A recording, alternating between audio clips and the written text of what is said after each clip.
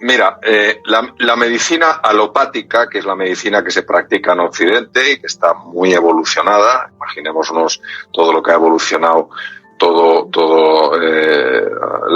la cirugía, la radioterapia, la quimioterapia, toda la farmacología, etcétera, está siempre dirigida a atacar a la gente que daña, sea una bacteria, utilizas antibióticos, sea un virus, como está ocurriendo ahora, pues utilizando algunos medicamentos que tenga algún tipo de reacción cruzada que evite que el virus utilice su corona para entrar en las células, etcétera, etcétera.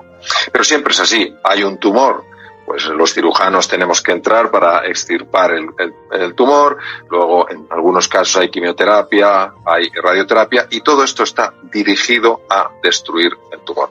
Pero en la medicina alopática, en la medicina nuestra, a pesar de lo avanzada que es, no está considerado, por lo menos de forma esencial, lo importante que es cuidar al organismo para que el organismo sea hostil a la bacteria, para que el organismo sea hostil al virus, para que el organismo sea hostil al desarrollo de mutaciones. Por ejemplo, nosotros tenemos un sistema inmune y ese sistema inmune no solamente es el encargado de defendernos de las bacterias o de los virus. El sistema inmune es el encargado, entre otras cosas, de detectar cuándo se ha producido una mutación, es decir, cuando una célula se ha transformado en lo que se llama una célula renegada, que es una célula maligna, para destruirla. Bien, de cómo favorecer que el organismo esté en la mejor situación, en las mejores condiciones para hacer frente a la enfermedad, la medicina alopática, la medicina moderna, la medicina occidental en general no se ocupa. Sin embargo, la medicina tradicional tibetana, la medicina tradicional china, el ayurveda, etcétera, etcétera, sí cuidan mucho más esta dimensión. Por eso una medicina que sea integrativa tiene que abrazar ambas cosas. Es decir, si alguien tiene una peritonitis por una apendicitis perforada, por favor que le operen. Por favor que le operen, que no le den ningún tipo de planta medicinal. Ahora, hay muchas personas que se han sentido enormemente beneficiadas, incluso curadas, sobre todo en patologías crónicas, que quiere decir estables en el tiempo, con remedios que son mucho mejores que los que se utilizan en la medicina alopática, porque son remedios que lo que han hecho es sanar.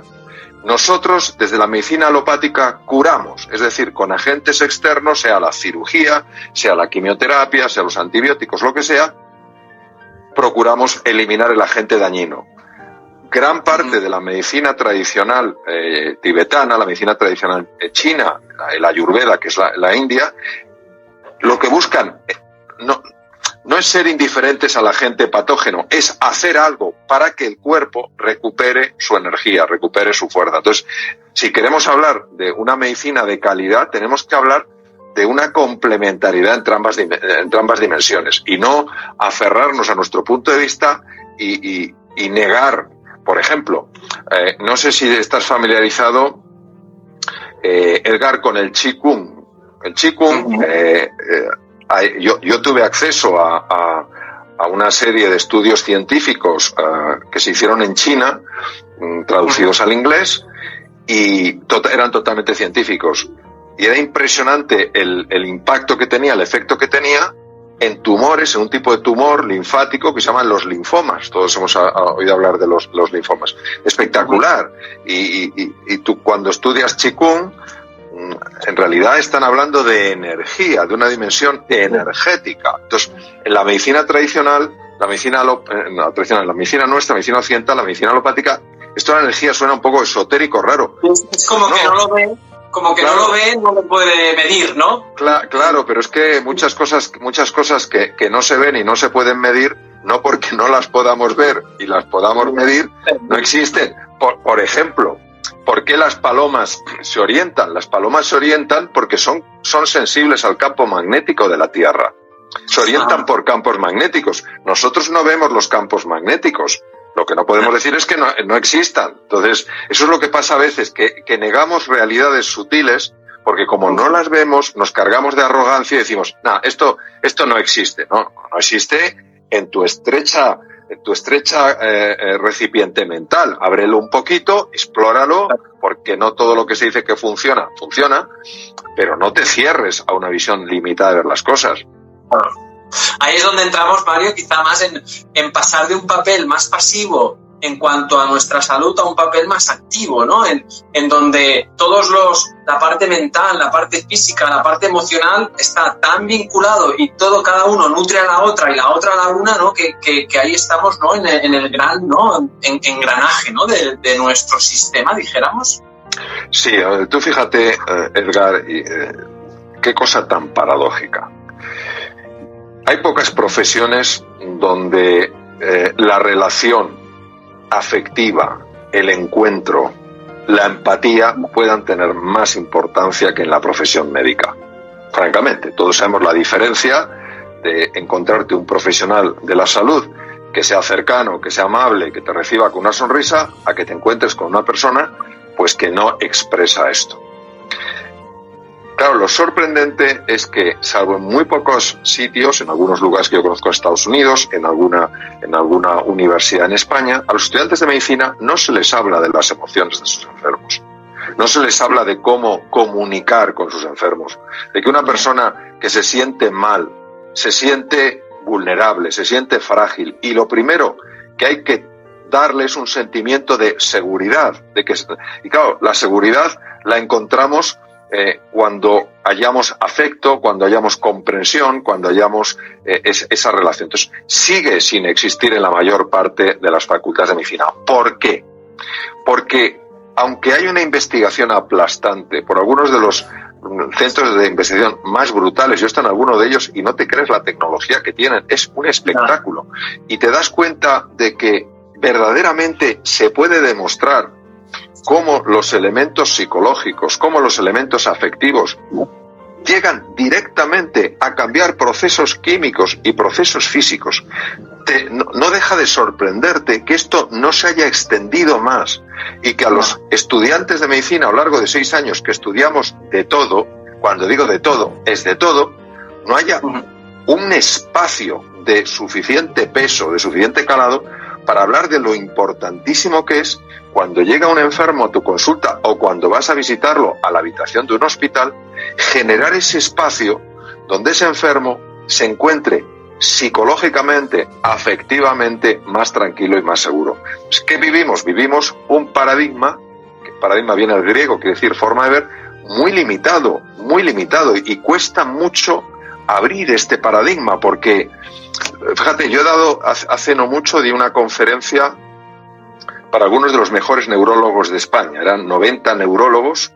El nivel de neurología en España es espectacular. Realmente el nivel de los profesionales sanitarios, médicos en España es absolutamente, te lo digo porque yo he vivido en Estados Unidos, ejercido cirugía en Estados Unidos, es absolutamente comparable a los mejores países del mundo.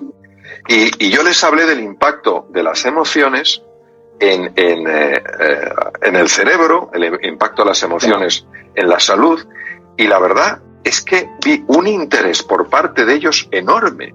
Realmente no es que estén cerrados, es que si nadie les habla de eso, pueden saber mucha neurología, de hecho seguro que saben mucha más neurología que yo, pero al desconectar la neurología, la parte anatómica, la parte fisiológica con la parte anímica, se pierde un recurso importantísimo. Claro. No, es que ya sabemos que sabe que una gran parte de las patologías actuales degenerativas tienen un trasfondo emocional, ¿no? Llámese ansiedad, llámese estrés, ¿no? Llámese todo esta epigenética en la que el ser humano occidental actual está envuelto, ¿no? Y todo esto, ¿no? Tener consideración sobre ello, creo que es una de las grandes vías, ¿no? De profundizar, ¿no? Y de estar ahí madurándolas. Es así, pero hasta puntos difíciles de creer. De hecho, yo a estos neurólogos les hablé de una enfermedad que ellos conocen bien, que es la esclerosis múltiple. Es un proceso, es una enfermedad degenerativa que afecta pues a lo que es la mielina, que es una capa que rodea, muy sofisticada, que rodea el axón. El axón es por donde la neurona emite su señal y que la produce una célula que se llama el oligodendrocito. El oligodendrocito es una célula preciosa, va haciendo como una especie de envoltura, eso es la mielina, y lo que hace es que la velocidad del impulso, o sea, el impulso eléctrico, en lugar de ir de forma lineal, va dando saltos por lo que se llaman los nódulos de Ranvier. Entonces, cuando esa capa de mielina se va destruyendo, la velocidad es mucho más lenta y vemos a personas muy jóvenes que están padeciendo esclerosis múltiple. Bien, pues se sabe, por ejemplo, que el simple hecho de la gestión mental a través de una práctica que se llama el mindfulness reduce tanto la intensidad de los brotes, es decir, la gravedad de los brotes, como la frecuencia de los brotes. Es una enfermedad que afecta por brotes. Se han hecho estudios, por ejemplo, en enfermedades degenerativas como el Parkinson. La enfermedad de Parkinson existe no se segrega un neurotransmisor que se llama la dopamina. La dopamina la produce se llama la sustancia negra del mesencéfalo y produce menos. Bueno, se han hecho estudios donde la persona de alguna manera ha utilizado su imaginación para crear dopamina. Y esto, bueno, qué tontería, qué chora. Pues no, pues han aumentado los niveles de dopamina. Y de, pero ¿cómo es posible? Si las neuronas no producen, las neuronas de sustancia negra no están produciendo dopamina, pues porque hay mucho por explorar. Es decir, el ser humano se sabe dónde comienza, pero no se sabe dónde termina. Yo creo que el ser humano es mágico. O sea, yo creo que hay dimensiones tan hermosas de la realidad, tan fascinantes de cada persona, sin ninguna excepción, que esa confusión, es decir, ¿cómo es posible? No debe llevarnos al enfado, esto no puede ser, sino a la admiración, a la gratitud, al deseo de explorar. Es decir, ¿qué hay en la imaginación humana que sea capaz de crear una realidad que parece imposible? Y claro, esta apertura es muy importante desde mi punto de vista, no solo que la tengan todas las personas, sino que la tengamos los hombres de ciencia, los hombres que amamos a la ciencia, porque la ciencia en el fondo lo que ha de buscar no es sostener como sea un punto de vista. Lo que tiene que ser es descubrir cuál es el punto de vista que más nos acerca a la realidad, que más nos acerca a la verdad.